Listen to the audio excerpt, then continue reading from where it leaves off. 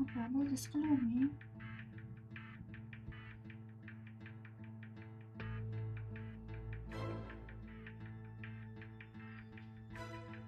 Kelib o'sha qari cholga turmushga chiqamanmi?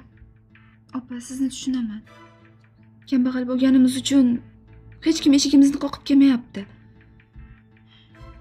Lekin u odam onamni xorijda davolatib kelar ekanlar. Opajon, iltimos yo'q demang. Shuni evaziga yosh umrimni xazon qilamanmi, Lobar? Bizni onamdan boshqa kimimiz bor, opa? Agar onamga nimadir bo'lsa, qanday yashaymiz? Kimga suyanamiz, ayting?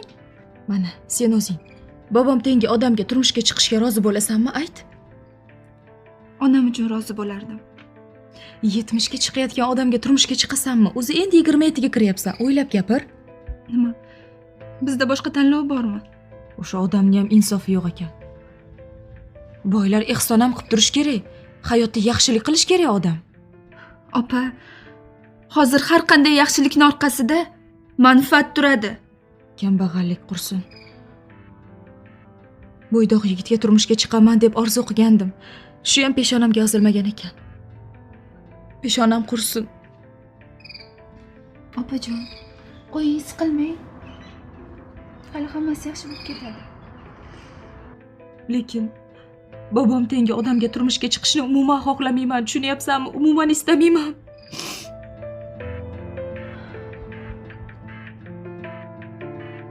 Tabiat bu eng buyuk shifokor. Asrlar davomida ayollar salomatligini asrab kelgan noyob o'simlik Baravaya matka endi Femisafe nomi bilan O'zbekistonda.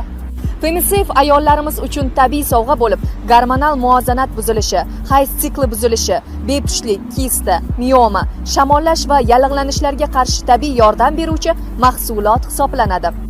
Aynan Baravaya matka o'simligi asosida tayyorlangan choy, sirop nafaqat ayollarimizni, balki erkaklarning ham jinsiy muammolariga tabiiy, xavfsiz va samarali yechim bo'la oladi.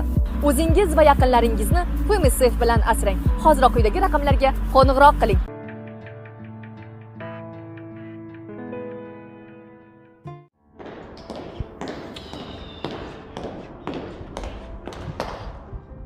Assalomu alaykum, ada. Alaykum assalom. Keldingmi? Keldim.